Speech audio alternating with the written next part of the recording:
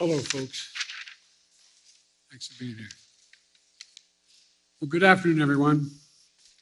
Tomorrow will mark 1 year since I took office. It's been a year of challenges, but it's also been a year of enormous progress. We went from 2 million people being vaccinated at the moment I was sworn in to 210 million Americans being fully vaccinated today. We created 6 million new jobs. More jobs in 1 year than any time before. Unemployment dropped, the unemployment rate dropped to 3.9%. Child poverty dropped by nearly 40%, the biggest drop ever in American history. New business applications grew by 30%, the biggest increase ever. And for the first time in a long time, this country's working people actually got a raise. People, the bottom 40%. saw their income go up, the most of all that got a raise. We cut health insurance premiums for millions of American families, and we just made surprise medical bills illegal in this country. You know those bills you get that you don't expect of $2,000 to $5,000 from the hospital beyond what you thought you were going to have to owe because of the consultation you weren't told was going to cost that much? No more.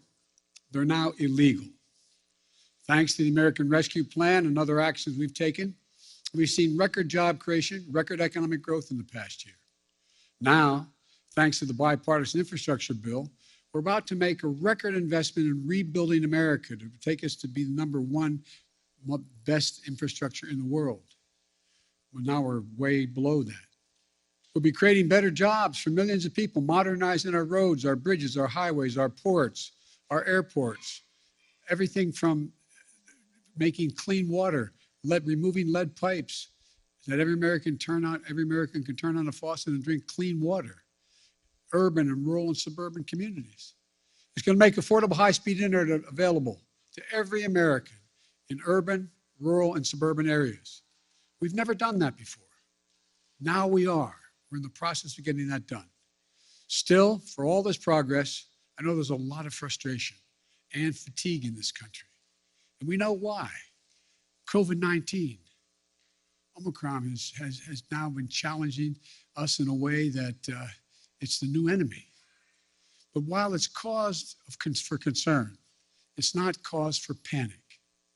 We've been doing everything we can, learning and adapting as fast as we can, and preparing for a future beyond the pandemic. All I know that after almost 2 years of physical, emotional, and psychological weight of this pandemic and the impact it's had on everyone, for many of us, it's been too much to bear. We're in a very different place now, though. We have the tools, vaccines, boosters, masks, tests, pills, to save lives and keep businesses and schools open. 75% of adults are fully vaccinated. We've gone from 90 million adults with no shots in arms last summer and down to 35 million with no shots as of today. And we're adding about 9 million more vaccinations each week. We're going to stick with our vaccination efforts because vaccinations work. So get vaccinated, please, and get your booster. Look, we're also increasing testing. Should we have done more testing earlier? Yes, but we're doing more now. We've gone from 0 at-home tests a year ago to 375 million tests on the market in just this month. If you buy a test at a store, your insurance will reimburse you. On top of that, we're making 1 billion at-home tests available for you to order and be delivered to your home for free. Just visit covidtest.gov to know how to get that free test kit to your home. In addition, there are 20,000 sites where you can get tested in person for free now. And now we have more treatments that for people to keep people out of the hospital than any other point in the pandemic, including life-saving antiviral pills. We purchased 20 million of these new Pfizer pills, more than any country in the world. The bottom line on COVID-19 is that we're in a better place than we've been and have been thus far, clearly better than a year ago. We're not going back to lockdown. We're not going back to closing schools. Schools should stay open because the American Rescue Plan, we provided to states $130 billion. $130 billion to keep our students and educators safe and schools open. Funding for ventilation systems in the schools, social distancing, hygiene for classrooms and the school buses. In addition, we've added another $10 billion for COVID-19 tests to be able to be administered at schools. And many states and school districts have spent this money very well. Unfortunately, some haven't. I encourage the states and school districts that use the funding to protect our children and keep their schools open. Use it. The COVID-19 is not going to give up and accept things. It's just not going to go away immediately. But I'm not going to give up and accept things as they are now. Some people may call what's happening now the new normal. I call it a job not yet finished. It will get better. We're moving toward a time when COVID-19 won't disrupt our daily lives, where COVID-19 won't be a crisis, but something to protect against and a threat. Look, we're not there yet, but we will get there. Now, the second challenge we're facing are prices. COVID-19 has created a lot of economic complications, including rapid price increases across the world economy. People see it at the gas pumps, the grocery stores, and elsewhere. So here's what we're going to do. A critical job in making sure that the elevated prices don't become entrenched rests with the Federal Reserve, which has a dual mandate: full employment and stable prices. The Federal Reserve provided extraordinary support during the crisis for the previous year and a half.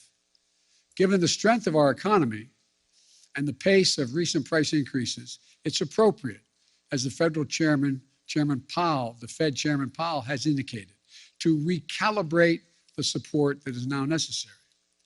I respect the Fed's independence, and I've nominated 5 superb individuals to serve on the Federal Board of Governors, men and women from a variety of ideological perspectives.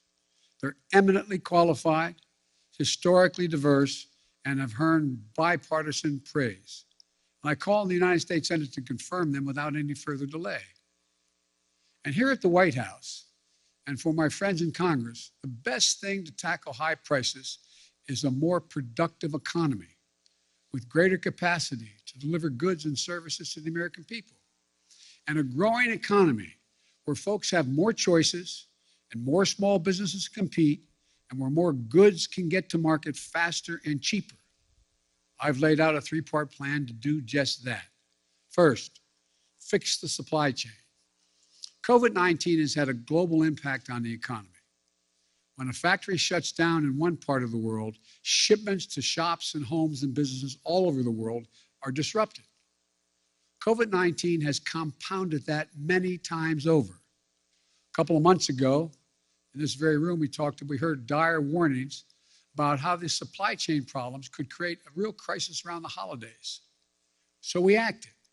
We brought together business and labor, and that much predicted crisis did not occur.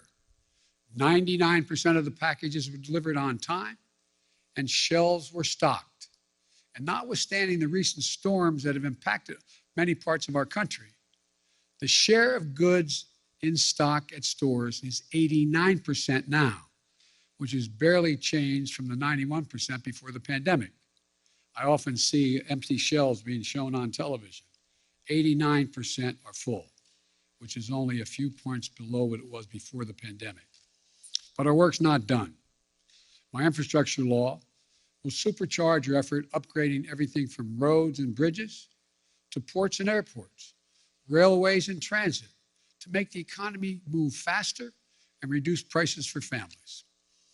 Second thing, my Build Back Better plan will address the biggest cost of working families face every day. No other plan will do more to lower the cost for American families. It cuts the cost for childcare. Many families, including the people sitting in this room, if they have children and they're working full-time, many families pay up to $14,000 a year for childcare in big cities, less than that in smaller ones. My plan cuts that in half. That will not only be a game changer for so many families' budgets, but it will mean so much for the nearly 2 million women who've left the workforce during the pandemic because of things like childcare. My Build Back Better plan cuts the price of prescription drugs. So insulin, that today costs some people as much as $1,000 a month, will cost no more than $35 a month. It cuts the cost of elder care. It lowers energy cost. And it will do all of this without raising a single penny in taxes on people making under $400,000 a year or raising the deficit. In fact, my plan cuts the deficit and it boosts the economy by getting more people into the workforce. That's why 17 Nobel Prize winners for economics say it will ease long-term inflationary pressure. The bottom line, if price increases are what you're worried about, the best answer is my Build Back Better plan. Third thing we're going to do, promote competition. Look, in too many industries, a handful of giant companies dominate the market in sectors like meat processing, railroad, shipping, and other areas. This isn't a new issue. It's not been the reason we've had high inflation today. It's not the only reason. It's been happening for a decade. But over time, it has reduced competition, squeezed out small businesses and farmers, ranchers, and increased the price for consumers. We end up with an industry like the meat processing industry, where 4 big companies dominate the markets. Pay ranchers less for their cattle they grow, charge consumers more for beef, hamburger meat, whatever they're buying. Prices are up. Look, I'm a capitalist, but capitalism without competition is not capitalism, it's exploitation. So I signed an executive order to tackle unfair competition in our economy, and we're going to continue to enforce it, along with working with Congress where we can. I'll close with this. We have faced some of the biggest challenges that we've ever faced in this country these past few years. Challenges to our public health, challenges to our economy, but we're getting through it. And not only are we getting through it, we're laying the foundation for a future where America wins the 21st century by creating jobs at a record pace. Now we need to get inflation under control. We have developed an extraordinarily effective booster shots and antiviral pills. Now we need to finish the job to get COVID-19 under control. I've long said, it's never been a good bet to bet against the American people or America. I believe that more than ever today. We've seen the grit and determination of the American people this past year.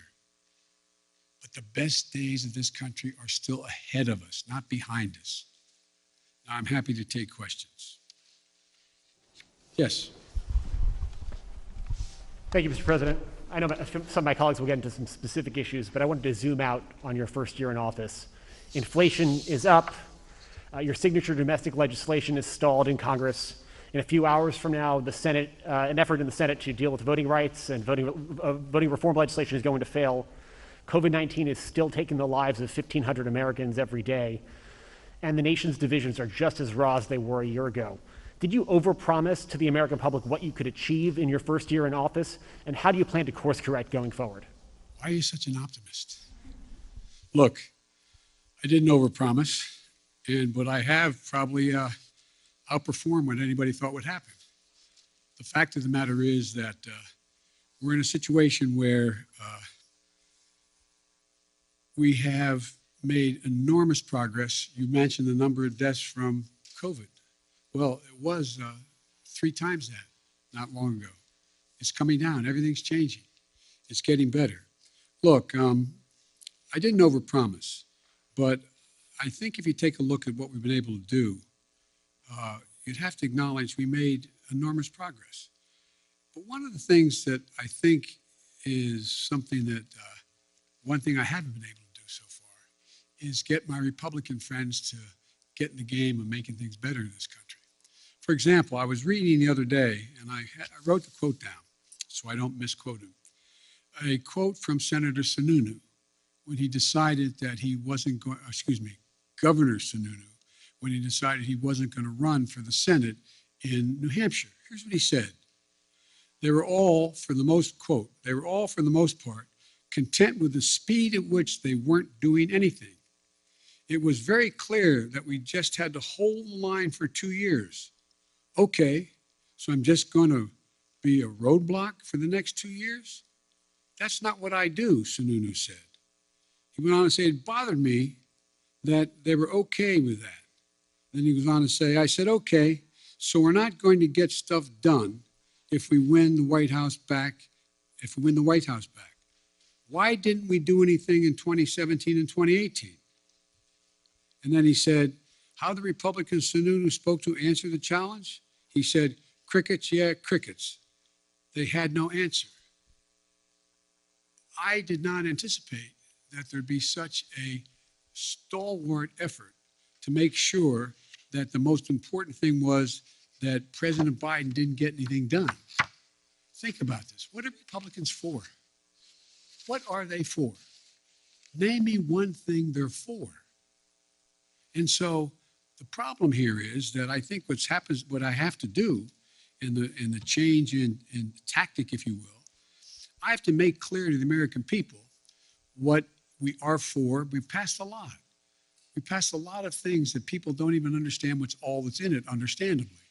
Remember when we passed the Affordable Care Act and everybody thought that, it really was getting pummeled and beaten. And it wasn't until after we were out of office in that next campaign, when that off-year campaign, and I wasn't in office anymore. We went in a whole bunch of districts campaigning for Democrats and Republican districts who said they wanted to do away with health care, with Obamacare. And I started pointing out that if you did that, pre-existing conditions would no longer be covered. And they said, huh? We didn't know that. We didn't know that. And guess what? We won over 38 seats because we had explained to the people exactly what, in fact, had passed. Now, one of the things that I remember saying, and I'll end this, I remember saying to President Obama when he passed the Affordable Care Act, I said, you ought to take a victory lap. And he said, there's so many things going on, we don't have time to take a victory lap. As a consequence, no one knew what the detail of the legislation was. They don't know a lot of the detail of what we passed. So the difference is, I'm going to be out on the road a lot, making the case around the country with my colleagues who are up for re-election and others, making the case of what we did do and what we want to do, what we need to do. And so I don't think I've overpromised at all, and I'm going to stay on this track. One of the things that I remember, and I'll end this, I was talking with, Jim Clyburn, who was a great help to me in the campaign in South Carolina. And Jim said, and when he endorsed me, and there was a clip on television in the last couple of days of Jim, and it said that we want to make things accessible and affordable for all Americans. That's healthcare. That's education. That's prescription drugs. That's making sure you have access to all the things that everybody else has. We can afford to do that. We can't afford not to do it. So I tell my Republican friends, here I come. This is going to be about what are you for? What are you for? And I'll lay out what we're for. Mary Bruce, ABC. Thank you, Mr. President. You mentioned your Republican colleagues, but right now your top two legislative priorities, your social spending package and voting rights legislation, are stalled, blocked by your own party after months of negotiation. You are only guaranteed control of Washington for one more year before the midterms. Do you need to be more realistic and scale down these priorities in order to get something passed? No, I don't think so. When you say more realistic, I think it's extremely realistic to say to people, because let me back up. You all really know the politics of this country and your networks and others. You spend a lot of time, which I'm glad you do, polling this data, determining what the American people's attitudes are, et cetera. American people overwhelmingly agree with me on prescription drugs. They overwhelmingly agree with me on the cost of education. They overwhelmingly agree with me on early education. They overwhelmingly go on the list on child care. And so We just have to make the case of what we're for and what the other team's not for. Look, we knew all along that a lot of this was going to be an uphill fight. And one of the ways to do this is to make sure we make the contrast as clear as we can. And one of the things that I think is we're going to have to do is just make the case. I don't think there's anything unrealistic about what we're asking. I'm not asking for castles in the sky. I'm asking for practical things the American people have been asking for a long time, And I think we can get it done. You're not going to scale down any of these priorities, but so far that strategy isn't working. You haven't been able to get some of these big legislative ticket items done. I got two real big ones done, bigger than any president has ever gotten in the first year. But currently, Mr. President, your spending package, voting rights legislation, they're not going anywhere. So that's true. Is there anything that you are confident you can get signed into law before the midterm elections? Yes, I'm confident we can get pieces, big chunks of the Build Back Better law signed into law. And I'm confident that we can take the case to the American people that the people they should be voting for who are going to oversee whether the elections in fact are legit or not should not be those who are being put up by the Republicans to determine that they're going to be able to change the outcome of the election.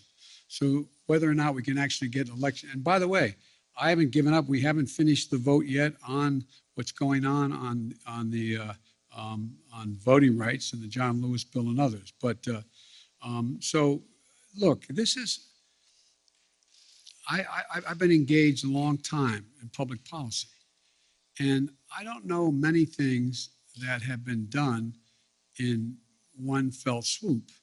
And so I think the most important thing to do is try to inform, not educate, inform the public of what's at stake in stark terms, and let them make judgments and let them know who's for them and who's against them, who's there and who's not there, and make that the case. And that's what I'm going to be spending my time doing in this off-year election. You mentioned Republicans and reaching out to them. Some Republicans who may be open to major changes on voting rights, for instance, like Mitt Romney, he says he never even received a phone call from this White House. Why not? I like Mitt. Look, Mitt Romney's a straight guy. One of the things that we're doing, I was trying to make sure we got everybody on the same page in my party on this score.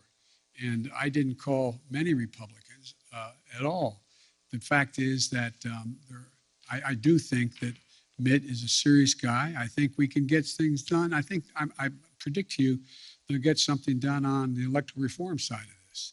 But rather than judge what's going to get done and not get done, all I can say is I'm going to continue to make the case why it's so important to not turn the electoral process over to political persons who are set up deliberately to change the outcome of elections.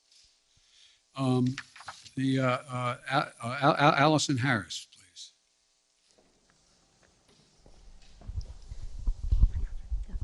Thank you, Mr. President. Speaking of voting rights legislation, if this isn't passed, do you still believe the upcoming election will be fairly conducted and its results will be legitimate? Well, it all depends on whether or not we're able to make the case to the American people that some of this is being set up to try to alter the outcome of the election. And it's one thing, look, maybe I'm just being too much of an optimist. Remember how we thought not that many people were going to show up to vote in the middle of a pandemic? We had the highest voter turnout in the history of the United States of America. Well, I think if, in fact, no matter how hard they make it for minorities to vote, I think you're going to see them willing to stand in line and defy the attempt to keep them from being able to vote. I think you're going to see the people we're trying to keep from being able to show up, showing up and making the sacrifice that needs to be made in order to change the law back to what it should be. But it's going to be difficult. I make no bones about that. It's going to be difficult. But we're not there yet.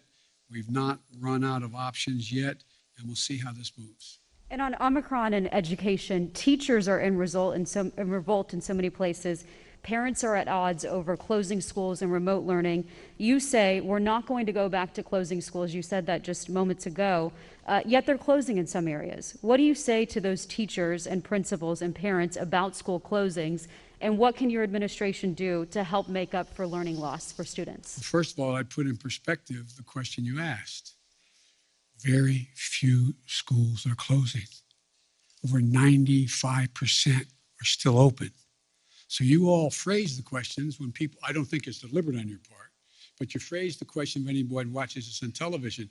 My God, there must be, all those schools must be closing. What are we going to do? 95% are still open, number one. Number two, the idea that parents don't think it's important for their children to be in school, and teachers know it as well. That's why we made sure that we had the ability to provide the funding through the Recovery Act, through the act that the first act we passed, to be able to make sure schools were able to be safe.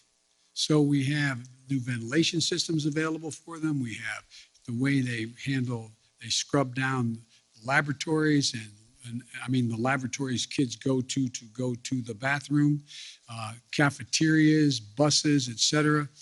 All that money's there. There's billions of dollars made available. It's there. Not every school district has used it as well as it should be used, but it's there. And so in addition to that, there is now another $10 billion for testing of students in the schools. So I think as time goes on, it's much more likely you're going to see that number go back up from 95%, back up to 98, 99%. But the outfit, the individuals of the district that says we're not going to be open is always going to get, and I'm not being critical of any of you, it's always going to get front page. It's always going to be the top of the news. But let's put it in perspective.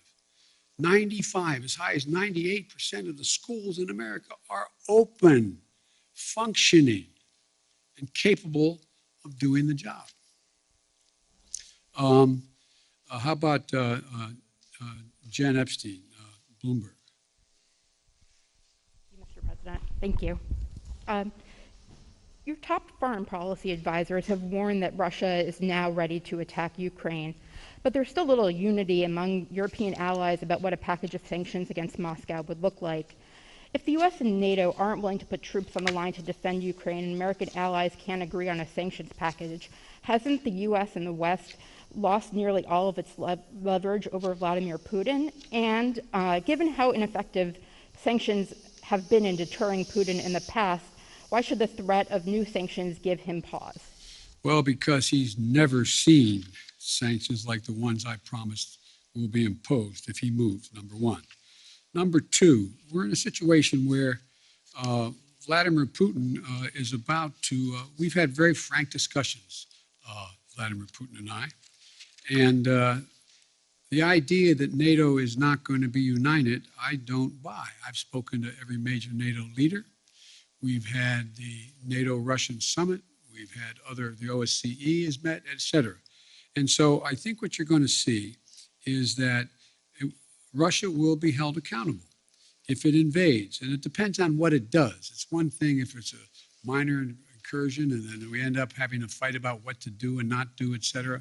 But if they actually do what they're capable of doing with the force amassed on the border, it is going to be a disaster for Russia if they further invade Ukraine, and that our allies and partners are ready to impose severe cost and significant harm on Russia and the Russian economy. And, you know, we're going to fortify our NATO allies, I told them, on the eastern flank if, in fact, he does invade. I've already shipped over $600 million worth of sophisticated equipment, defensive equipment, to the Ukrainians. The cost of going into Ukraine in terms of physical loss of life for the Russians, they'll be able to prevail over time, but it's going to be heavy. It's going to be real. It's going to be consequential.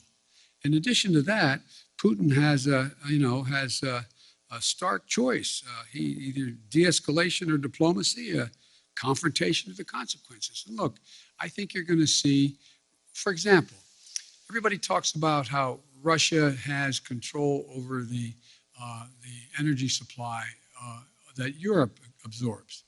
Well, guess what? That money that they earn from that makes about 45% of the economy. I don't see that as a one-way street. They go ahead and cut it off. It's like my mother used to say, you're biting your nose off to spite your face. It's not like they have all these wonderful choices out there. I spoke with the Prime Minister of Finland, and, we're talking about concern on the part of Finland and Sweden about what Russia is doing.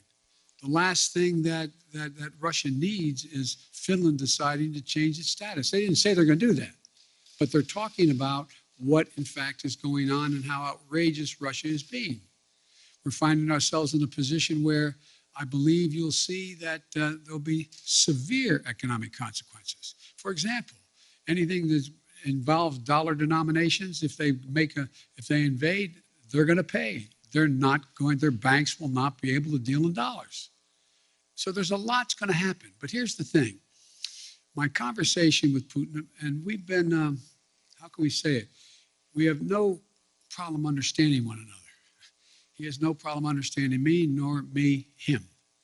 And the direct conversations were, I pointed out, I said, you've occupied before other countries, but the price has been extremely high. How long? You can go in and over time, at great loss and economic loss, go in and occupy Ukraine. But how many years? 1, 3, 5, 10? What is that going to take? What toll does that take? It's real. It's consequential. So this is not all just a cakewalk for Russia. Militarily, they have overwhelming superiority as it relates to Ukraine. But they'll pay a stiff price immediately, near term, medium term, and long term if they do it. I'm sorry. Okay. David Sanger, New York Times. Thank you, Mr. President. I wanted to follow up on your answer there about Russia and Ukraine. When you were in Geneva in June, you said to us about President Putin, I think the last thing he wants now is a Cold War. Now, since then, of course, you've seen him gather these troops, 100,000 troops around Ukraine. Your Secretary of State said today he thought he could invade it at any moment. You've seen the cyber attacks, and you've seen the demand that he have a sphere of influence in which you would withdraw all American troops and nuclear weapons from what used to be the Soviet bloc. So I'm wondering if you still think that the last thing he wants is a Cold War.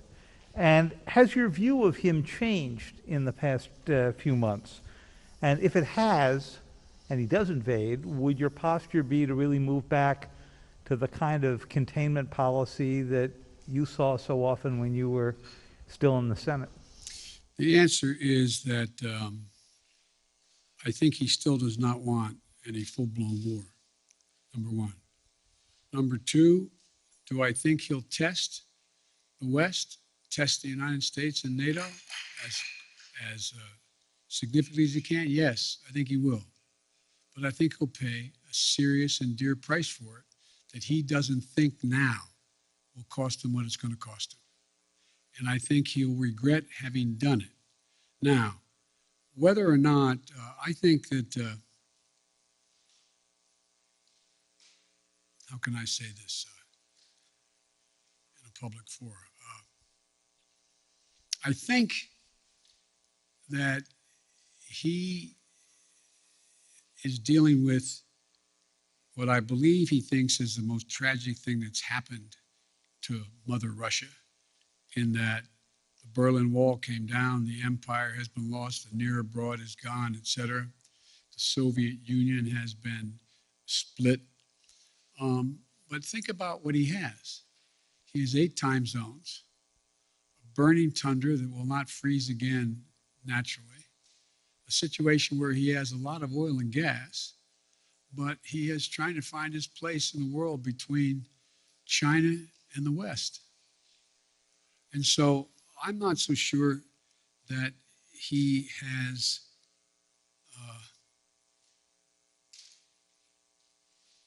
David, I'm not so sure he has is certain what he's going to do. My guess is he will move in. He has to do something. And by the way, I've indicated to him the two things he said to me that he wants guarantees on. One is Ukraine will never be part of NATO. And two, that NATO there will not be strategic weapons stationed in Ukraine. Well, we can work out something on the second piece, pretending what he does along the Russian line as well, the Russian border in the European area of Russia. On the first piece, we have a number of treaties internationally and in Europe that suggest that you get to choose who you want to be with. But the likelihood that Ukraine is going to join NATO in the near term is not very likely, based on much more work they have to do in terms of democracy and a few other things going on there, and whether or not the major allies in the West would vote to bring Ukraine in right now. So there's room to work if he wants to do that. But I think, as usual, he's going to, well, I probably shouldn't go any further, but I think it will hurt him badly. Like you're offering some way out here, some off-ramp, and it sounds like what it is at least an informal assurance that NATO is not going to take in Ukraine anytime in the next few decades, and it sounds like you're saying we would never put nuclear weapons there. He also wants us to move all of our nuclear weapons out of Europe and not have troops rotating through the old Soviet bloc. Do you think there's space for there as well? No, there's not space for that. We won't permanently station, but the idea we're going to actually increase troop presence in Poland or Romania, et cetera, if in fact he moves. Because we have a sacred obligation in Article 5 to defend those countries. They are part of NATO. We don't have that obligation relative to Ukraine, although we have great concern about what happens in Ukraine. Thank you. Maureen, USA Today. Thank you, Mr. President. I wanted to follow up on your comment on Build Back Better and also ask you a question about the pandemic. You said that you're confident you can pass big chunks of Build Back Better this year. Does that wording mean that you are thinking about, you're looking at breaking the package up into individual portions? And then on the pandemic, now that the Supreme Court has blocked the vaccination or test rule for larger businesses, are you reconsidering whether to require vaccines for domestic flights as a way to boost vaccination rates? No, look, first of all, on the last part of the question, the Supreme Court decision, I think, was a mistake, but you still see thousands and thousands of people who work for major corporations having to be tested as a consequence of the decision made by the corporation, not by the standard ISET that is there. I think you'll see that increase, not decrease, number one. What was the first part of your question? On your comment that you made, that you're confident Yes. that major chunks of Build Back Yes. Better can pass, are you breaking it up? Does that Yes, mean? it's clear to me that that we're going to have to probably break it up. I think that we can get, and I've been talking to a number of my colleagues on the Hill, I think it's clear that we would be able to get support for the $500+ billion for energy and the environmental issues that are there, number one. Number two, I know that the two people who've opposed, on the Democratic side at least, support a number of the things that are in there. For example, Joe Manchin strongly supports early education, 3 and 4 years of age, strongly supports that. There is strong support for, I think, a number of the way in which to pay for these, pay for this proposal. So I think there is. I'm not going to negotiate against myself as to what should and shouldn't be in it, but I think we can break the package up, get as much as we can now, and come back and fight for the rest later.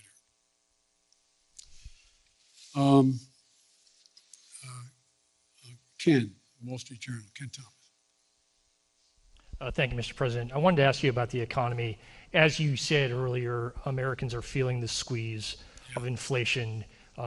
Oil prices have been at about a 7-year high recently. How long should Americans expect to face higher prices when they're at the grocery store, when they're at the gas pump. Is this something that they're going to see into the summer, into next fall? And separately, you talk about the importance of the Fed, but isn't that an acknowledgement that you're limited in what you can do? If you're relying on the Fed to make decisions and you're unable to get a Build Back Better proposal through, aren't you simply limited in what you can do to deal with inflation? Well, look, as you know, Ken, the inflation has everything to do with the supply chain. And I think what you're seeing is that we've been able to make progress on speeding up the access to materials. For example, 1/3 of the increase in cost of living is the cost of automobiles. The reason automobiles have skyrocketed in price is because of the lack of computer chips. So we have the capacity, and we're going to do everything in our power to do it, to become self-reliant on the computer chips that we need in order to be able to produce more automobiles.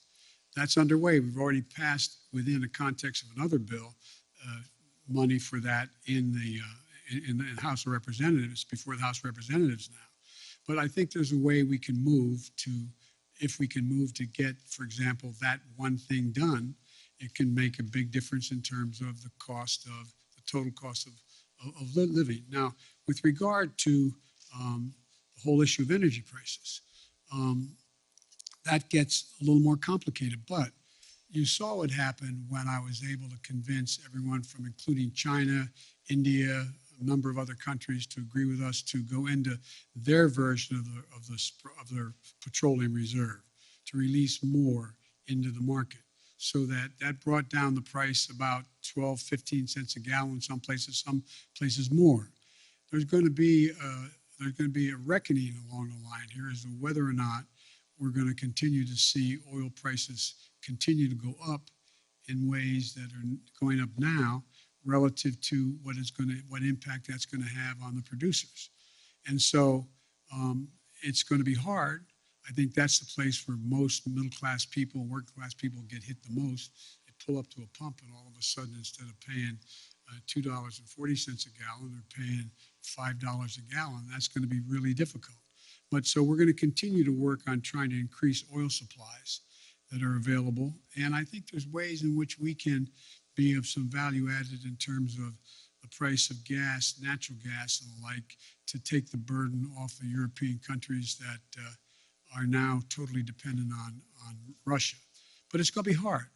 It's going to be very hard. But I think that we have to deal with, for example, like I said, you have a circumstance where people are paying more for a pound of hamburger meat than they ever paid. Well, one of the reasons for that is you don't have that many folks out there that are the ones that are got the big four controlling it all. And so you're going to see more and more, we're going to move on this competition piece to allow more and more smaller operations to come in and be able to engage in providing, buying and providing the access to much cheaper meat than exists now. But it's going to be a haul. Now, and I assume the reason you said if I can't get Build Back Better relates to what those 17 Nobel laureate economists said, that if in fact we could pass it, it would actually lower the impact on inflation, reduce inflation over time, et cetera. So there's a lot we have to do. It's not going to be easy, but I think we can get it done, but it's going to be painful for a lot of people in the meantime. That's why the single best way to take the burden off middle class and working class folks is to pass the Build Back Better piece that are things that they're paying a lot of money for now. If you get to trade off higher gases, you're putting up with higher price of hamburgers and gas versus whether or not you're going to be able to pay for education and or childcare and the like. I think most people would make the trade. Their bottom line would be better in middle-class households. But it's going to be hard, and it's going to take a lot of work. Well, sir, you mentioned China. Do you think the time has come to begin lifting some of the tariffs on Chinese imports, or is there a need for China to make do on some of its commitments in the Phase 1 agreement. Some business groups would like you to begin lifting up those tariffs on China. Well, I know that, and that's why my trade rep is working on that right now. The answer is uncertain. It's uncertain. I'd like to be able to be in a position where I could say they're meeting the commitments or more of their commitments and be able to lift some of it, but we're not there yet.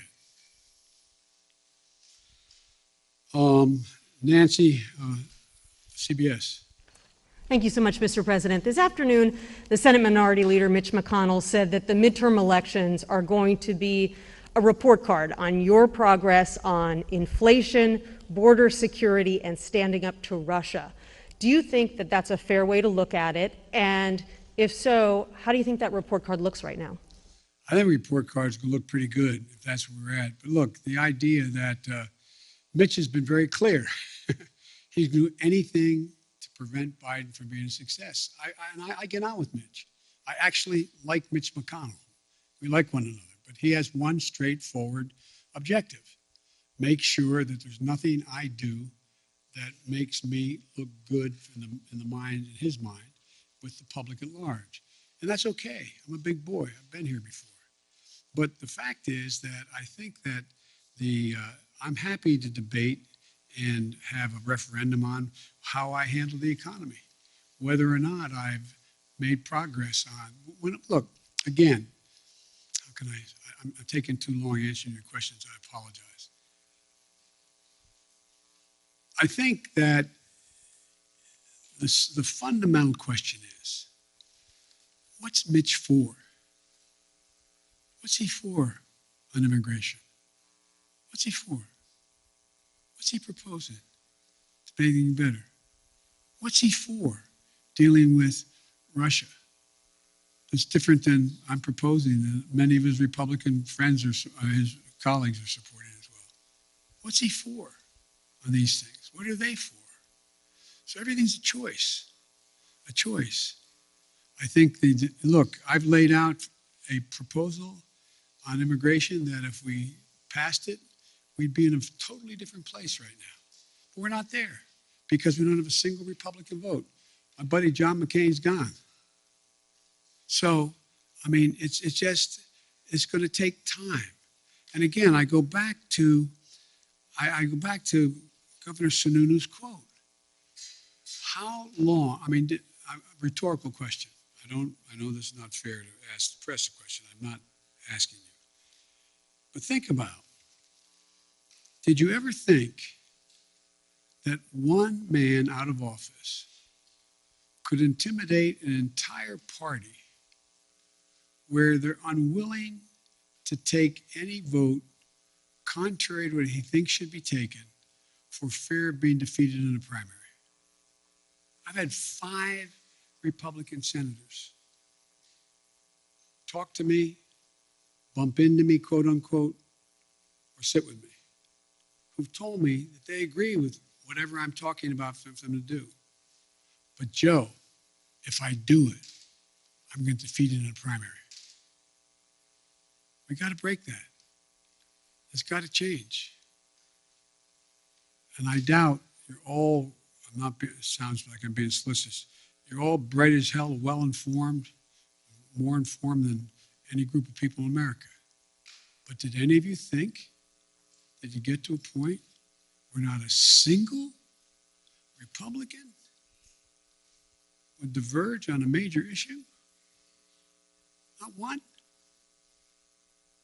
Anyway. Can you tell us who those 5 Republican senators are? Sure.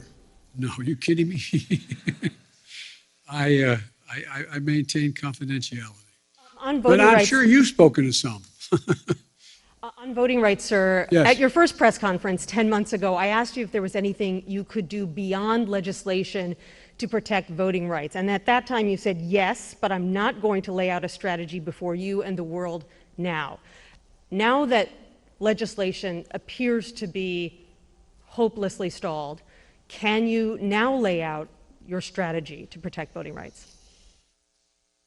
Well, I'm not prepared to do that in detail in terms of the executive orders I may be able to engage in and other things I can do. But one of the things we have done, we have significantly beefed up the number of enforcers in the Justice Department who are there to challenge these unconstitutional efforts, in our view, unconstitutional efforts on the part of the Republicans to stack the election and subvert the outcomes.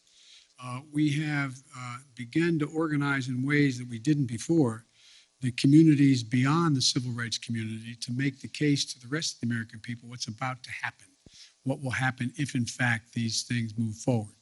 If I had talked to you, not you, I'm using you in an editorial sense, if I've talked to the public about the whole idea of subversion of elections by deciding who the electors are after the fact, I think people would have looked at me like, whoa. I mean, I taught constitutional law for 20 years, a 3-credit course in separation of powers, and on Saturday mornings when I was a senator.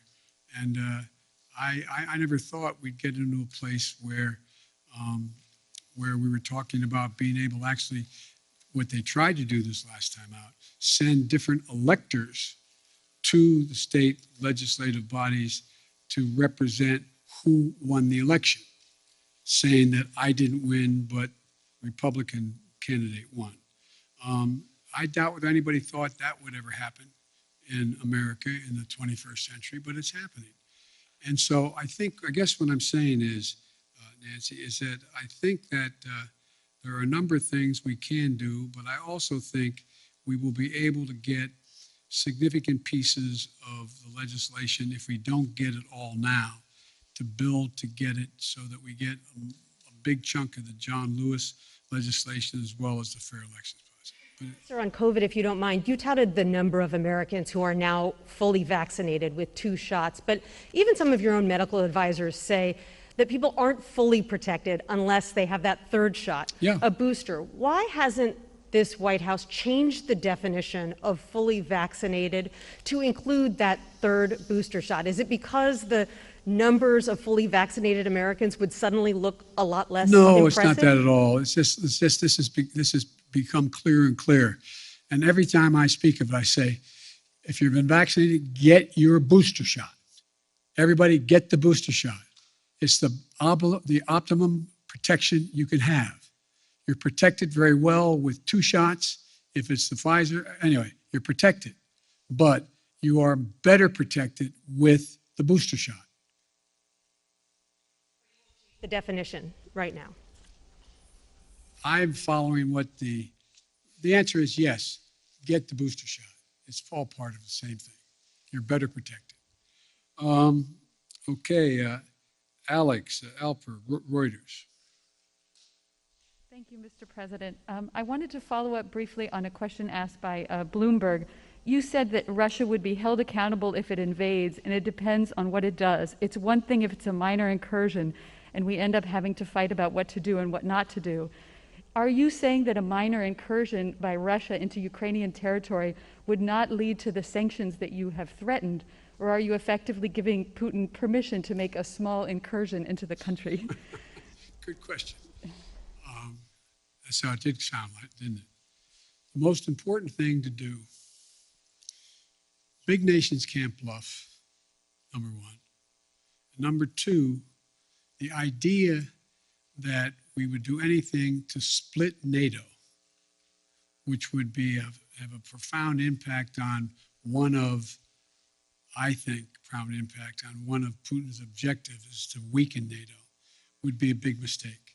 So the question is, if it's something significantly short of a significant invasion, or not even significant, just major military forces coming across. For example, it's one thing to determine that if they continue to use cyber efforts, well, we can respond the same way with cyber. They have FSB people in Ukraine now trying to undermine the solidarity within Ukraine about Russia and to try to promote Russian interest. But it's very important that we keep everyone in NATO on the same page. And that's what I'm spending a lot of time doing. And there are differences. There are differences in NATO as to what countries are willing to do depending on what happens, the degree to which they're able to go. And I want to be clear with you.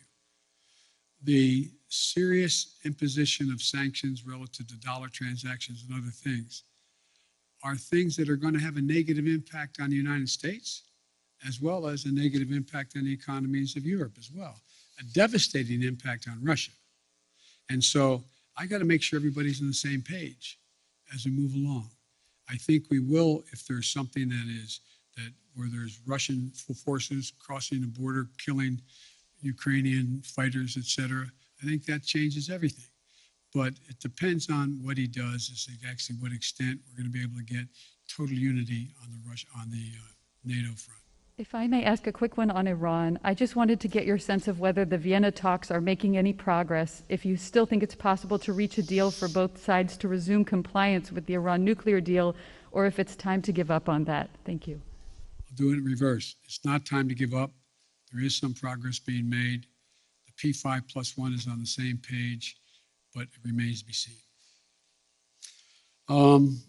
Okay, Kristen, NBC.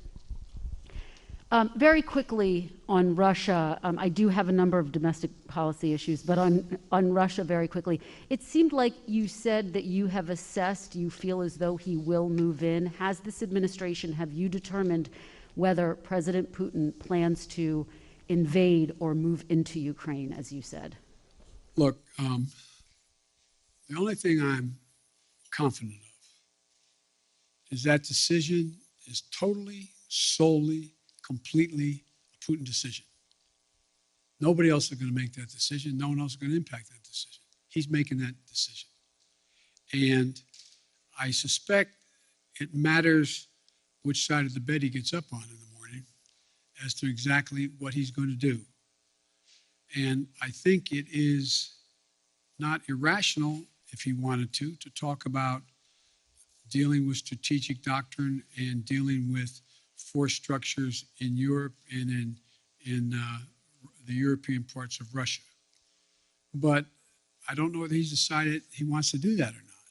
So far, in the 3 meetings we've had, OSCE, and anyway, have not produced anything, because the impression I get from my Secretary of State, my National Security Advisor, and my other senior officials that are doing these meetings is that there's a question of whether the people they're talking to know what he is going to do.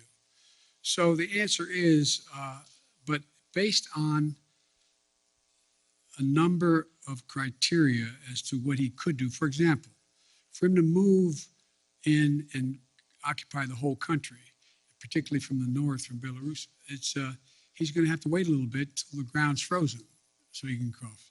To move in a direction where he wants to talk about what's going. We're continuing to provide for defense capacities to the Ukrainians. We're talking about what's going on in both the Baltic and the Black Sea, et cetera. There's a whole range of things that I'm sure he's trying to calculate how quickly he can do what he wants to do and what does he want to do. But he's an informed individual. And I believe he's calculating what the immediate, short term, and the near term and the long term consequences of Russia will be. And I don't think he's made up his mind yet. I want to ask you about your domestic agenda. You've gotten a lot of questions about voting rights, Mr. President, but I want to ask you about Black voters, one of your most loyal constituencies. Yep. I was in Congressman Clyburn's district yesterday in South Carolina. You opened this news conference talking about him. I spoke to a number of Black voters who fought to get you elected, and now they feel as though you are not fighting hard enough for them and their priorities. And they told me they see this push on voting rights more as a last-minute PR push than it is a legitimate effort to get legislation passed. So what do you say to these Black voters who say that you do not have their backs, as you promised on the campaign trail? I've had their back. I've had their back my entire career. I've never not had their back. And I started on the voting rights issues long, long ago. That's what got me involved in politics in the first place. And I think part of the problem is, look, there's significant disagreement in every community on whether or not the timing of assertions made by people has been in the most timely way. So I'm sure that there are those who are saying that why didn't Biden push John Lewis bill as hard as he pushed it the last month? Why didn't he push it 6 months ago as hard as he did now? The fact is that there's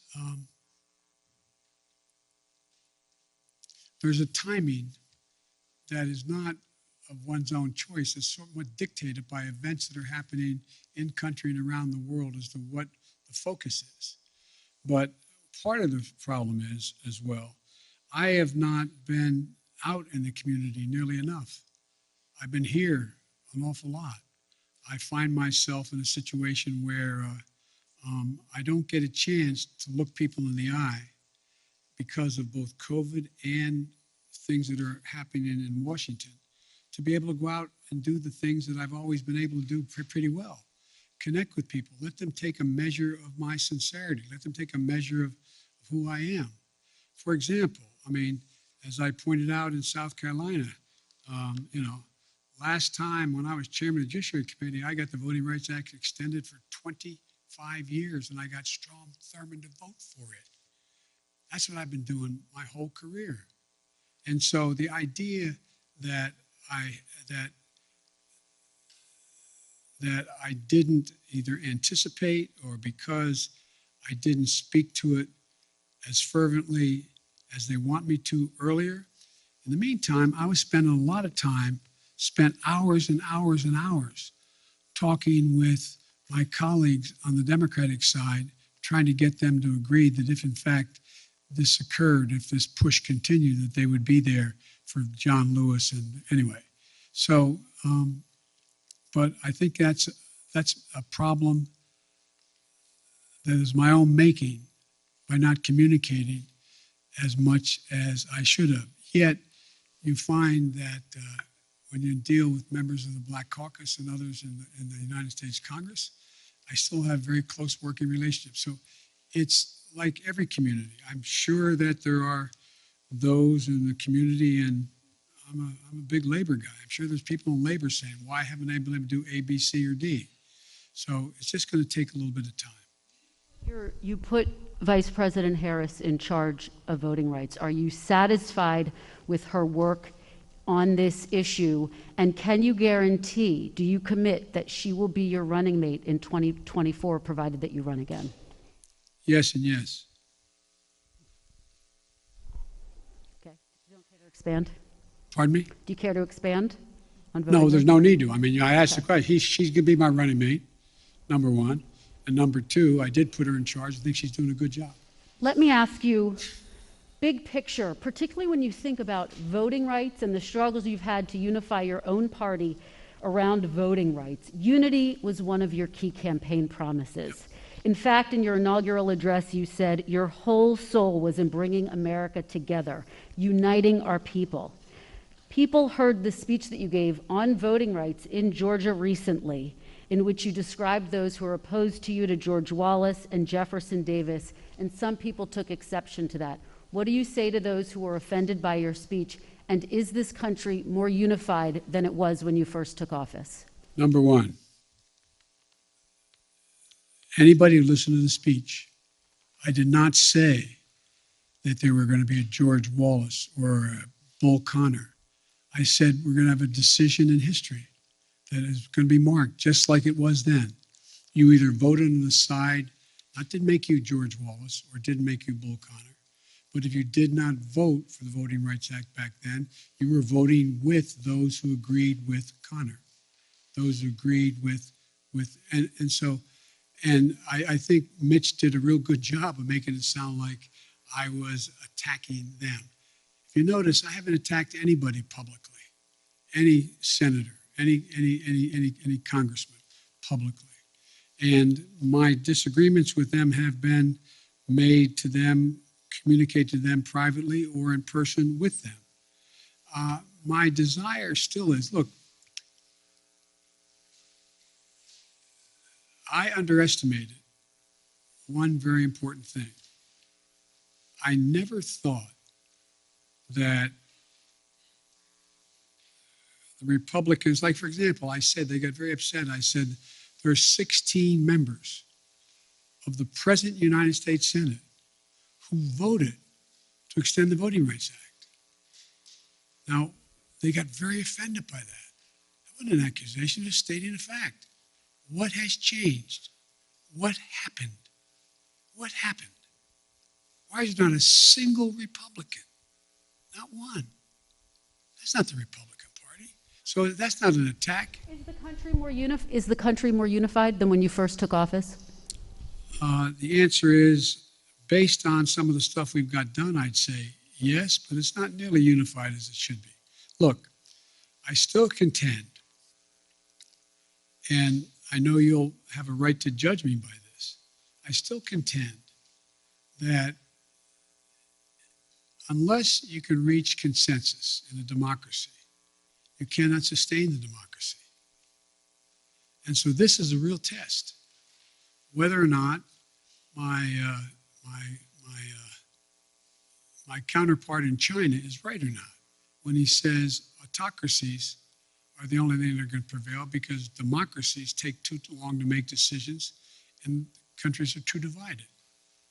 I believe we're going through one of those inflection points in history that occurs every several generations or even more than that, even more time than that, where things are changing almost regardless of any particular policy.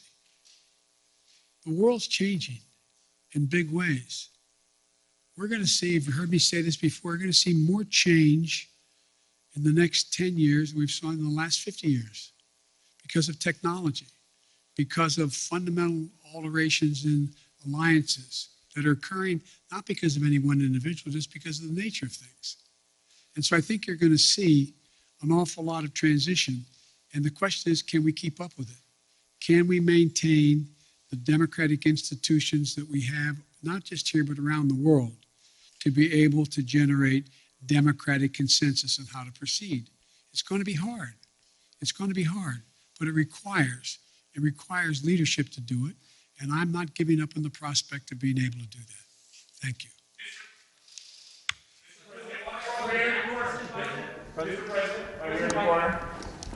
Mr. President. Thank you, sir.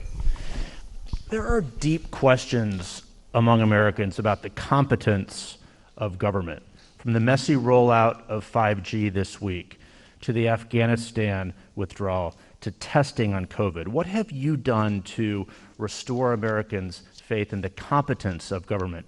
And are you satisfied by the view of the competence of your government? Look, let's take Afghanistan. I know you all would like to focus on that, which is legitimate. We were spending $1 trillion a week. $1 billion a week in Afghanistan for 20 years. Raise your hand if you think anyone was going to be able to unify Afghanistan under one single government. It's been the graveyard of empires for a solid reason. It is not susceptible to unity, number one. So the question was, do I continue to spend that much money per week in the state of Afghanistan, knowing that the idea that being able to succeed, other than sending more body bags back home, is highly, highly unusual. My dad used to have an expression.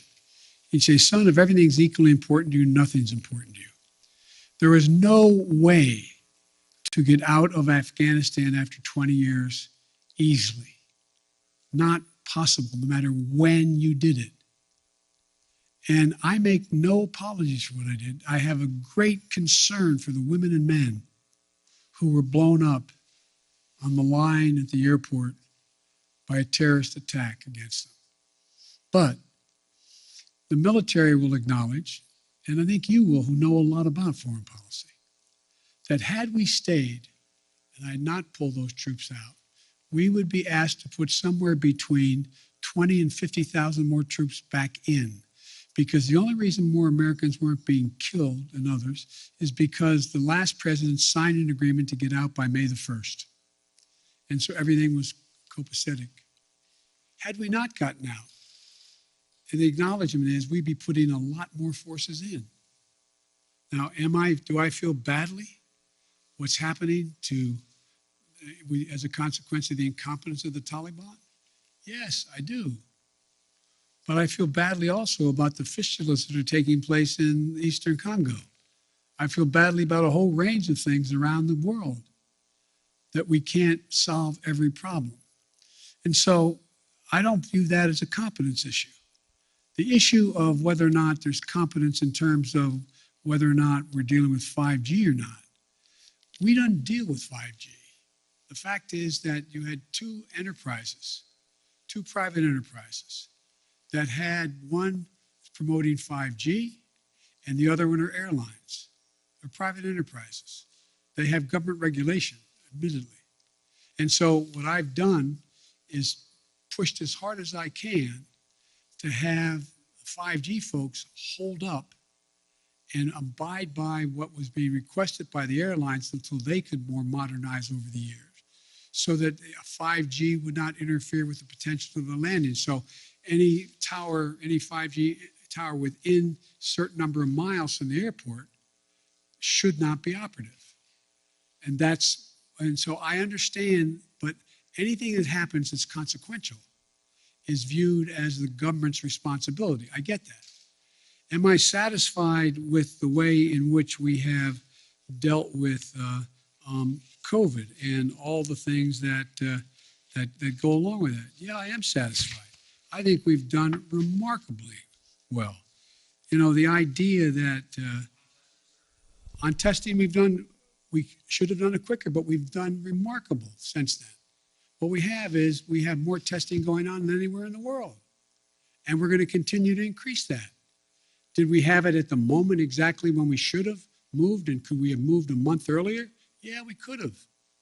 But with everything else that's going on, I don't view that as somehow a mark of incompetence. Look, think of what we did on COVID. When we were pushing on AstraZeneca to provide more vaccines. Well, guess what? They didn't have the machinery to be able to do it. So I physically went to Michigan, stood there in a factory with the head of AstraZeneca and said, we'll provide the machinery for you. This is what we'll do. We'll help you do it so that you can produce this vaccine more rapidly. I think that's pretty hands-on stuff. We also said right now, when the hospitalizations are overrunning hospitals and you have docs and nurses out because of COVID, they have COVID. We put thousands of people back in those hospitals. Look at all the military personnel we have there, first responders. Nobody has ever organized a strategic operation to get as many shots in arms by opening clinics and being able to get so many people vaccinated. What I'm doing now is not just getting significant amounts of vaccines to the rest of the world, but they now need the mechanical way is how they get shots in arms. So we're providing them the know-how to do that. Now, should everybody in America know that? No, they don't necessarily know that. They're just trying to figure out how to put three squares on the table and stay safe. But so I do think the place where I was a little disappointed, I wish we could have written it differently, is when we did the legislation to provide the funding for COVID and the money we provided for the states to be able to deal with keeping schools open. Some of them didn't do a very good job. Some are still holding the money. I don't have the authority to do anything about that. I think that's not particularly competent. There's things that could and should have been done. They could have moved faster. So I understand the frustration. You know, I remember, I think it was, I forget which cabinet member saying to Barack Obama, where something was going on, and he said, well, you're going to be sure, Mr. President, of the millions of employees you have out there, somebody's screwing up right now. Somebody's screwing up. So, it's just but I think you have to look at things that we used to look at on balance. What is the trajectory of the country? Is it moving in the right direction now? I don't know how we can say it's not. I understand the overwhelming frustration, fear, and concern with regard to inflation and COVID. I get it. But the idea, if I told you when we started, I tell you what I'm going to do, first year I'm going to create over 6 million jobs. I'm going to get unemployment down to 3.9%. I'm going to generate, and I named it all. You look at me like you're nuts. Maybe I'm wrong. President, at least in our recent memory, with as much Washington experience as you entered this office with, but yet after we sit here for more than an hour, I'm not sure I've heard you say if you would do anything differently in the second year of your term. Do you plan to do anything differently? Yeah, look, the thing I have to do... Are you satisfied with your team here at the White House, sir? I'm satisfied with the team. There's 3 things I'm going to do differently now that I've gotten the critical crises out of the way in the sense of that movement, knowing exactly where we're going. Number 1, I'm going to get out of this place more often. I'm going to go out and talk to the public. I'm going to do public fora. I'm going to interface with them. I'm going to make the case of what we've already done, why it's important, and what we'll do, what will happen if they support what else I want to do. Number 2, I'm bringing in more and more now that I have time. I mean, literally, like you, I'm not complaining. It's, 12, 14 hours a day, no complaints. I really mean that sincerely. But now that certain of the big chunks have been put in place and we know the direction, I'm also going to be out there seeking the more advice of experts outside, from academia to editorial writers to think tanks, and I'm bringing them in, just like I did early on, bringing in presidential historians to get their perspective on what we should be doing, seeking more input, more information, more constructive criticism about what I should and shouldn't be doing. And the third thing that I'm going to be doing a lot more of is being in a situation where I'm able to I'm going to be deeply involved in these off-year elections.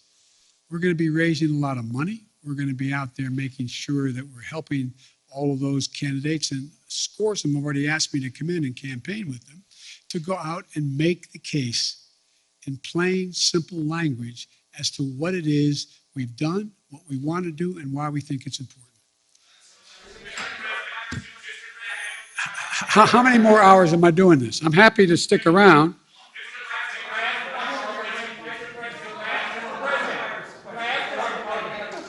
You always ask me the nicest questions. I know you do. All right. None of them make a lot of sense to me, but Well, let's try. Fire away. Come on. A new year. Why are you trying so hard in your first year to pull the country so far to the left? Well, I'm not. I don't know what you consider to be too far to the left. If in fact we're talking about making sure that we had the money for COVID, making sure we had the money to put together the bipartisan infrastructure, making sure we were able to provide for those things that in fact would significantly reduce the burden on working class people, but they have to continue to work hard. I don't know how that is pulling it to the left. If you may recall, you guys have been trying to convince me that I am Bernie Sanders. I'm not. I like him, but I'm not Bernie Sanders. I'm not a socialist. I'm a mainstream Democrat, and I have been. And mainstream Democrats have overrun me. If you notice, the 48 of the 50 Democrats supported me in the Senate on virtually everything I've asked. Yes, sir. I wanted to clarify. A moment ago, you were asked whether or not you believed that we would have free and fair elections in 2022 if some of these state legislatures reformed their voting protocols. You said that it depends. Do you think that they would in any way be illegitimate? Oh yeah, I think it easily could be illegitimate. Imagine if in fact Trump has succeeded in convincing Pence to not count the votes. Imagine if...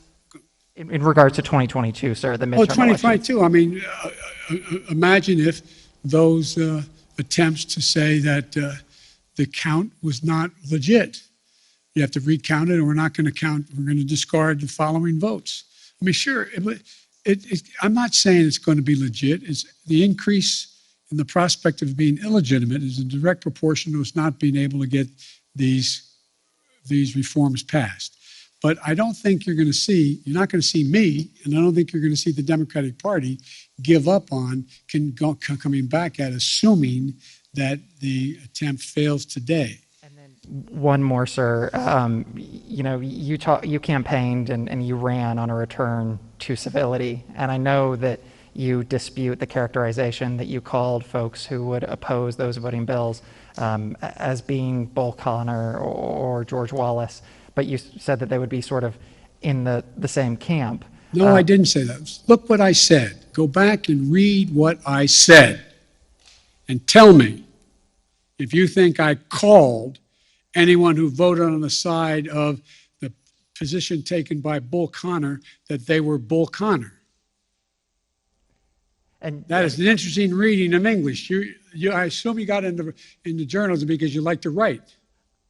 So did you expect that would work with Senators Manchin or Sinema? No, here's the thing. There's certain things that are so consequential. You have to speak from your heart as well as your head. I was speaking out forcefully on what I think to be at stake. That's what it is. And by the way, no one forgets who was on the side of King or Bull Connor. No one not done it. The history books will note it. And when I was making the case, don't think this is a freebie. You don't get to vote this way and then somehow it goes away. This will stick with you the rest of your career and long after you're gone. And Mr. President, folks. Sir, one more on Ukraine, please, sir. Okay. Mr. President. Whoa. Hang on, guys. We've only gone an hour and 20 minutes. I'll keep going. But I'm going to go.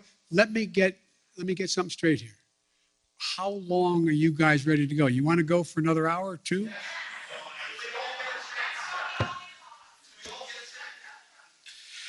Okay. I'm going to go. I tell you what, folks. I'm going to go another 20 minutes till 1:15. Okay? Yes, sir. Thank you. I'll wait for the microphone. President Biden, on the... I want to thank my communications staff for the great help here. Well, President Biden, on the coronavirus, we're tragically approaching nearly 1 million Americans who died. And I'd like to ask you why it is during your 3.5-hour virtual summit in November with the Chinese president you didn't press for transparency, and also whether that has anything to do with your son's involvement in an investment firm controlled by Chinese state-owned entities. The answer is that I did raise the question of transparency. I spent a lot of time with him. And the fact is that they're just not being transparent. Transparency on the coronavirus origins. Yes. And you did during the virtual summit. Is there a reason your press staff was unaware of that? And what did you say to the Chinese president? And they weren't with me the entire time. Look, I made it clear that I thought that China had an obligation to be more forthcoming on exactly what the source of the virus was and where it came from. Yes. Mr. President, I would like to ask you about foreign policy. One of the first priority that you declared when you came to office was to end the war in Yemen, the catastrophic war in Yemen. You appointed a special envoy. Today, one of your allies, United Arab Emirates, is asking your administration to put back the Houthi rebels or militias back on the terror list. Are you going to do that? And how are you going to end the war in Yemen, sir? The answer is it's under consideration, and ending the war in Yemen takes the two parties to be involved to do it, and it's going to be very difficult. Yes. Thank you very much for this honor. James Rosen with Newsmax. I'd like to raise a delicate subject but with utmost respect for your life accomplishments and the high office you hold. A poll released this morning by Politico Morning Consult found 49% of registered voters disagreeing with the statement, Joe Biden is mentally fit. Wow. Not even a majority of Democrats who responded strongly affirmed that statement. Well, I'll let you all make the judgment whether they're correct. Well, Thank so you. the question I have for you, sir, if you'd let me finish, is why do you suppose such large segments of the American electorate have come to harbor such profound concerns about your cognitive fitness? Thank you. I have no idea. Yes, sir. Thanks, Mr. President. I appreciate it. I wanted to sort of address or ask about attention that's sort of been in this press conference on unifying the country, because you campaigned on two things. One of them is being able to accomplish big things, and the other is the ability to unify the country. And even today, you've talked about sort of a different posture with Republicans. And I wonder if you still think it's possible to do both of those things. We have to. We have to. I mean, as long as I hold public office, I'm going to continue to attempt to do both things. One more follow-up. Around this time last year when you were campaigning in Georgia, I think one of the things you told people was the power is literally in your hands. You know, if voters give Democrats the House and the Senate and the presidency, that all these big things can get accomplished. And, you know, we've seen stalemate, we've seen things being stymied. Why should folks believe you this time around? Can you think of any other president that's done as much in 1 year? Name one for me. I'm asking you. I'm serious. You guys talk about how nothing's happened. I don't think there's been much on any incoming president's plate that's been a bigger menu than the plate I had given to me. I'm not complaining. Knew that running in. And the fact of the matter is we got an awful lot done. An awful lot done. And there's more to get done.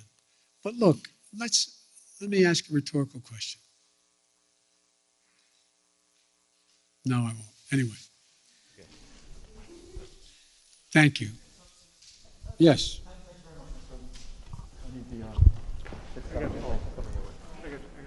Be careful. Don't get hurt, man. No, I'm going to take care. Mr. President, thank you. Sebastian Smith from AFP. Another question on Ukraine. Ukraine borders 4 NATO member countries. How concerned are you concerned that a real conflagration in Ukraine, if the Russians really go in there, that it could suck in NATO countries that are on the border and you end up with an actual NATO-Russia confrontation of some kind?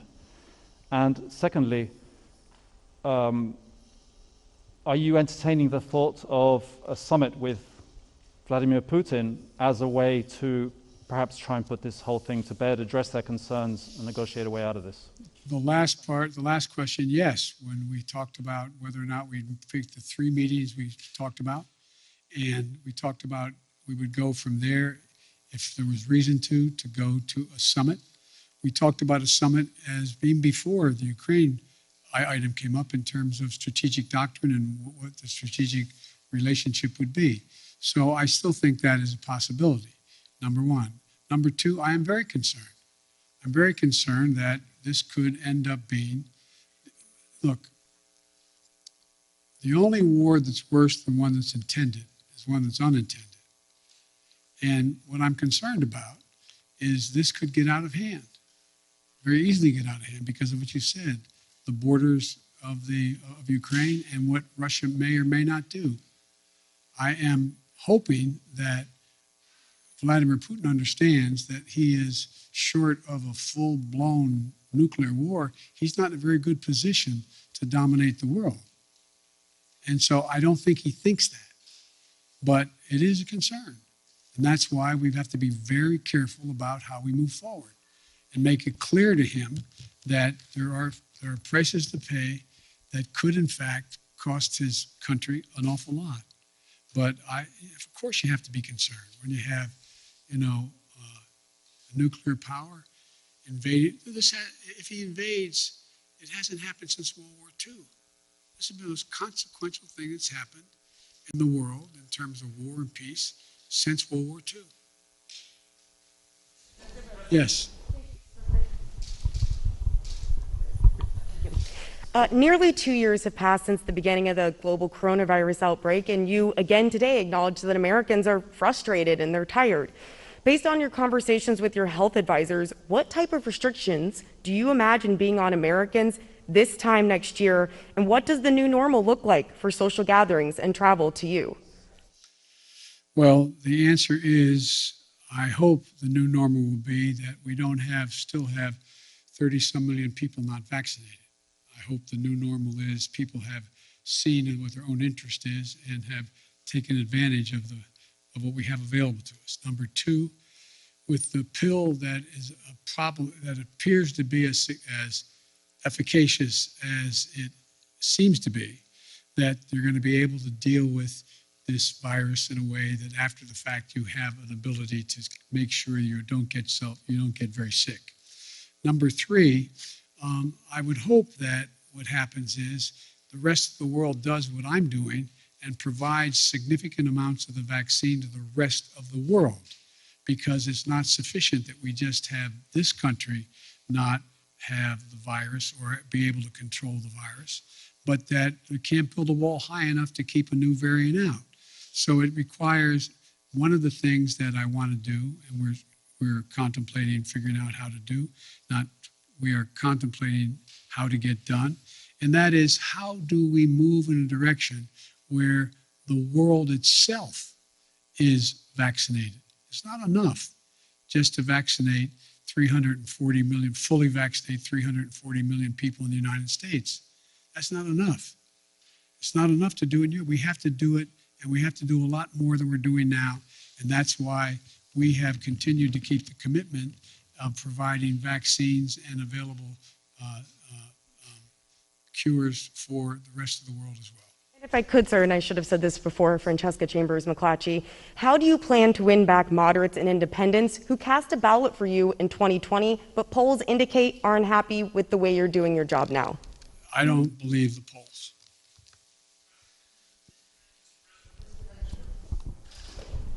Well, why don't you just go down the road there? Thank you, Mr. President. To follow up on some of the questions about the vaccination program, you've given dozens of speeches this year urging Americans to get vaccinated. You've talked to reluctant Republicans. You've said it's people's patriotic duty. There have been very few mentions of the fact that young children under the age of 5, still in the third year of this pandemic in this country, don't have access to the vaccine. Can you speak to frustrated parents a little bit about why that continues to be the case and when that might change? Because the science hasn't reached the point where they're convinced that, in fact, it is safe. So that's what they're doing now. You could have asked me that. I got asked that question about 3 months ago about people between the ages of 7 and 12. Well, they've got to the point where they felt secure in the number of tests they had done and the tests they had run, that it was safe. So it will come. It will come. But I'm not a scientist. I can't tell you when, but it is really very important that we get down to that next piece. One more follow-up on Build Back Better. When you said it's going to likely be broken up into chunks, you mentioned that the climate pieces seem to have broad support. You mentioned that Senator Manchin is a supporter of early child care. You left out the child tax credit, and I wonder if it's fair to read between the lines and assume that that is a piece, given Senator Manchin's opposition to it, that the extension of that is likely one of those components that may have to wait until sometime down the line. There's two really big components that I feel strongly about that I'm not sure I can get in the package. One is the child care tax credit, and the other is help for cost of community colleges. They are massive things that I've run on, I care a great deal about, and I'm going to keep coming back at whatever floor I get to be able to try to get chunks or all of that done. Yes, sir. Next man next to you, left. Thank you, Mr. President. My name is Pedro Rojas. I'm with Univision National News. This is actually my first press conference here. It's good to meet you in person. We always have long press conferences. Awesome. Awesome. I got a couple of questions for you. Number one, you said that you want to convey your message by getting out there in the country. I wonder if you're planning on traveling also to South America and other countries in the Western Hemisphere, given the fact that China has gained a lot of influence in the region. And the second question is, what will be your message for residents in this country that are struggling every time they go to the gas station, every time they go to the grocery store and see the prices going high, and the pharmacy? I happen to come from South Texas, where I saw a lot of people struggling financially in the last few months, and so I wonder what is the message you want to spread to them? Well, I try to express, I tried to answer that 7 different ways today about how to deal with inflation. But let me answer the first question. I spent a lot of time in South America and in Latin America. When I was vice president, I spent the bulk of my 8 years basically in Europe and/or in Latin America.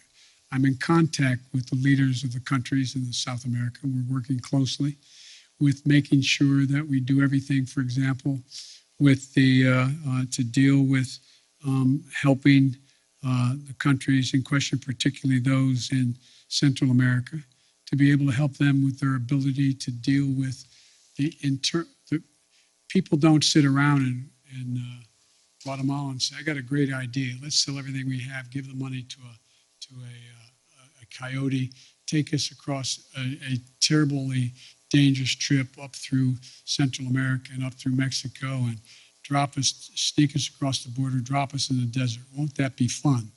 People leave because they have real problems.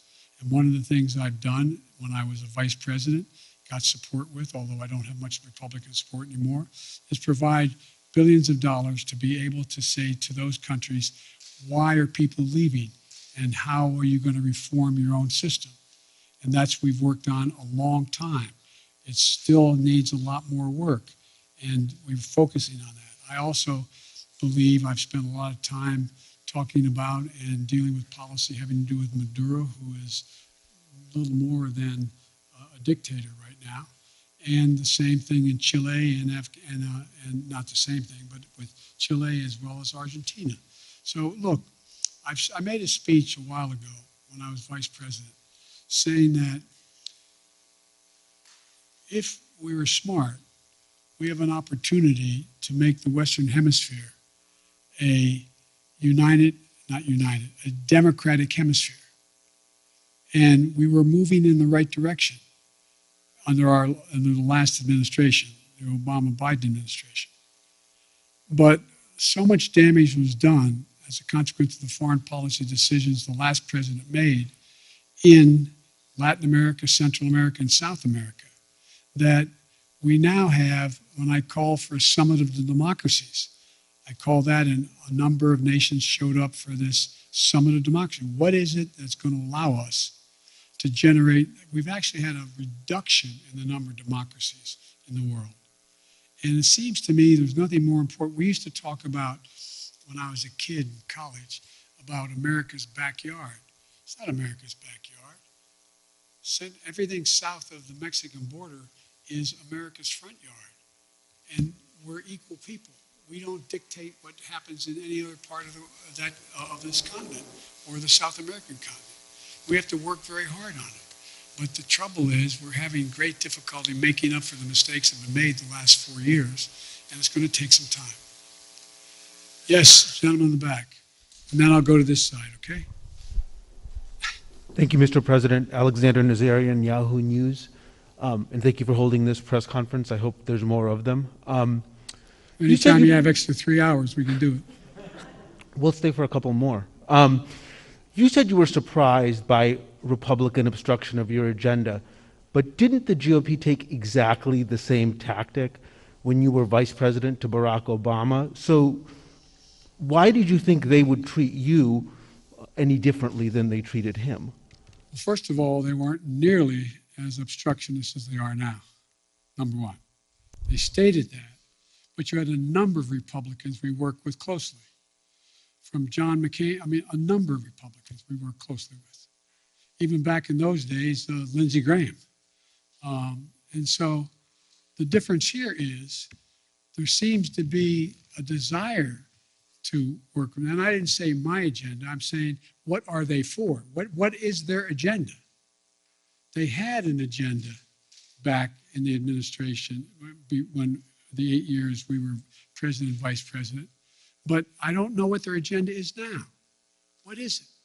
The American public is outraged about the tax structure we have in America. What are they proposing to do about it? Anything? Have you heard anything? I mean, anything. I haven't heard anything. The American public is outraged about the fact that we're the state of the environment, the vast majority of the public. What have they done to do anything to ameliorate the climate change that's occurring other than to deny it exists? So what I'm saying is the difference between then and now is not only the announcement that was made, anything to stop Barack Obama. I get that part. But what eventually happened, we were able to get some things done.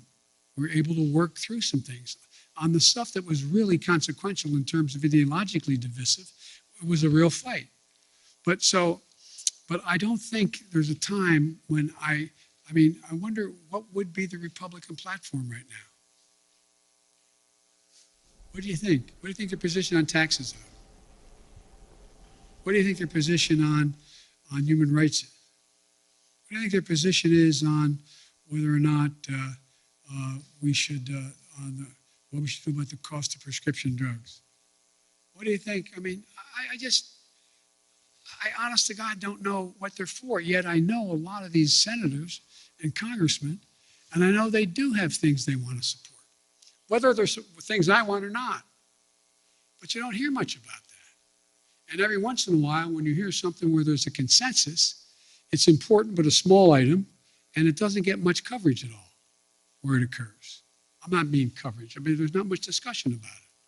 So I just think it's a different, and I don't know that no matter how strongly one supports as a Republican and or supports the president, the former president of the United States, I don't know how we can't look at what happened on January 6th and think that's a problem. That's a real problem. One more question, Mr. President. By the way, it's a quarter of, guys, so I'm going to do this. If you answer me easy questions, I'll give you quick answers. There's an increasing concern, I think, among some Democrats that even if schools do continue to open, and I get that most of them are now open, Republicans will weaponize this narrative of you and other leading Democrats, allowing them to stay closed in the midterms next year. Obviously that issue has a lot of traction with suburban parents, as I think we saw in Virginia. I'm confused by the question. I'm sorry. Well, could school reopenings or closures become a potent midterm issue for Republicans to win back the suburbs? Oh, I think it could be, but I hope in God that look, maybe I'm kidding myself, but as time goes on, the voter who is just trying to figure out, as I said, how to take care of their family, put 3 squares on the table, stay safe, be able to pay their mortgage or their rent, etc., is becoming much more informed on the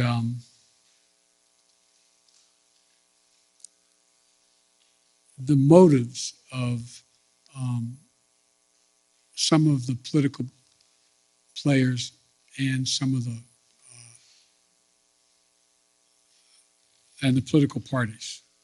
And I think that they are not going to be as susceptible to believing some of the outlandish things that have been said and continue to be said.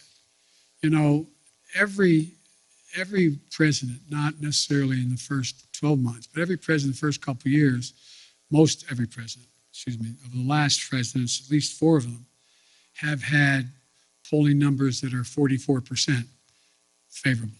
So it's this idea that, but you all, not you all, but now it is, well, Biden's at, one poll showed him at 33%. The average is 44, 45%. One poll him at 49%. I mean, the idea that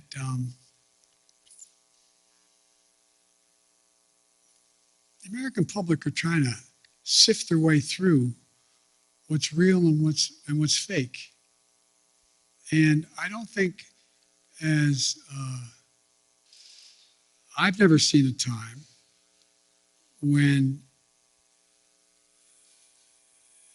the political coverage, the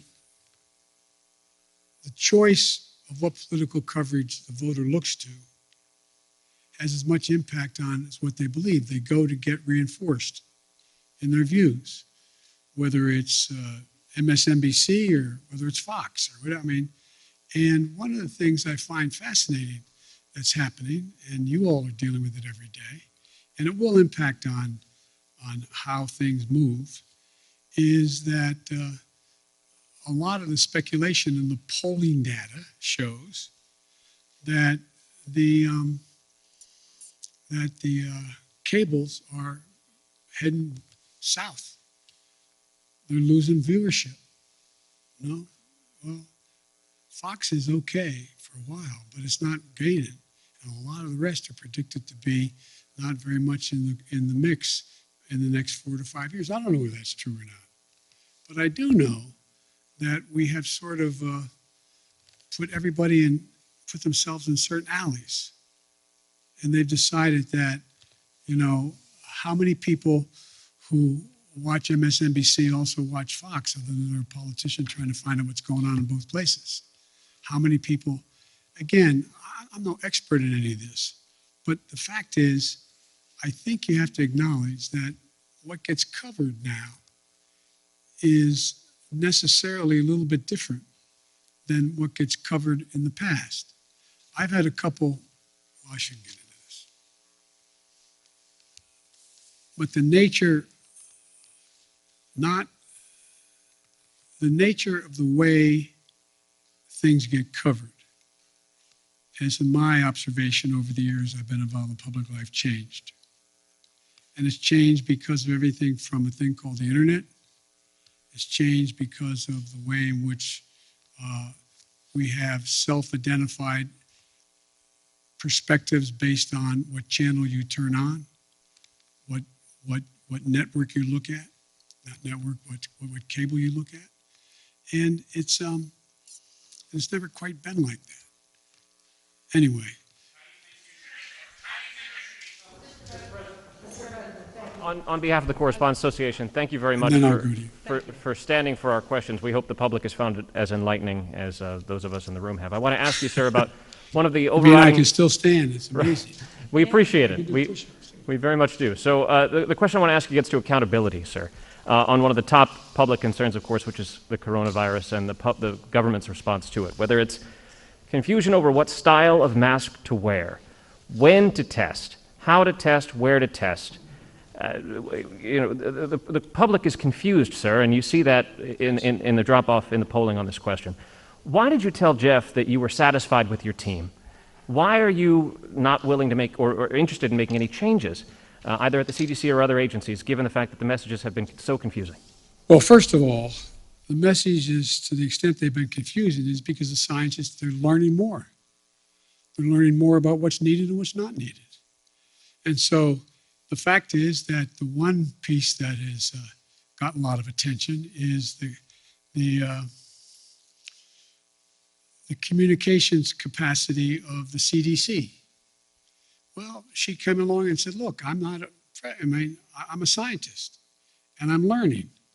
I'm learning how to deal with stating what is the case that we've observed. But look, I think that it's a little bit like saying, when we went through the whole issue of how to deal with polio and the polio shots, what was said in the beginning was, oh no, it's changed a little bit. We moved this way or that way. Or when we dealt with anything else. I mean, this was a brand new virus, a brand new phenomenon. Some of it was deadly, other was more communicable. This is an unfolding story. It's the nature of the way diseases spread. We're going to learn about it in a lot of other areas, not just COVID-19. And so I think, I look at it this way. Think about how astounding it was within the time frame that it took to be able to come up with a vaccine. You used to write about that. Pretty amazing how rapidly they came up with a vaccine that saved hundreds of thousands of lives. Did everything get right? No. And by the way, the idea whether anyway, I'm talking too much. Thank you, Mr. Yes, President. ma'am. I have two really simple questions, I promise. You campaigned on canceling $10,000 in student loans. Do you still plan to do so, and when? And then my second question is, now that you've clarified the Bull Connor comments, do you plan to reach out to Republicans like Mitt Romney to talk about reforming the Electoral Count Act? Yes, I'm happy to speak out. I've met with I've talked to Mitt on other occasions, and by the way, I reached out to the minority leader as well at the time that he made his speech, and so I have no reluctance to reach out to any Republican and anyone and I've made it clear. Look, I've now had the opportunity to travel because of funerals and eulogies I've made and attended, and congressmen and senators have come along with me. Don't hold me to the number, but somewhere between 20 and 25 senators and congresspersons have traveled with me. And I find you should get the list of them and ask how I set for the 2, 3, 4, 5 hours that we've flown together, sit back in that conference table and talk to them. Ask them questions. They ask me questions. I learn a heck of a lot. But as president, you don't quite have that ability to do that as often as I'd like to be able to do it. And one of the things that I do think that has been made clear to me, speaking of polling, is the public doesn't want me to be the president's senator. They want me to be the president and let senators be senators. And so if I've made many mistakes, I'm sure.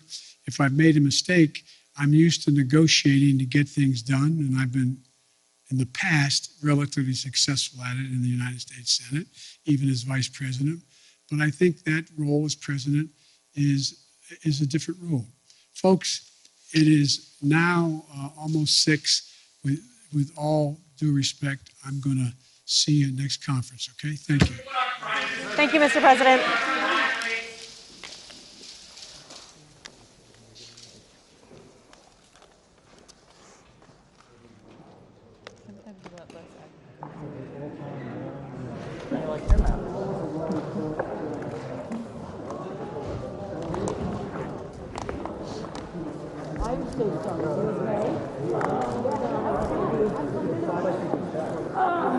I'm really sorry about that. You know what? I think it was Kristen, when you went by, I think she kicked me.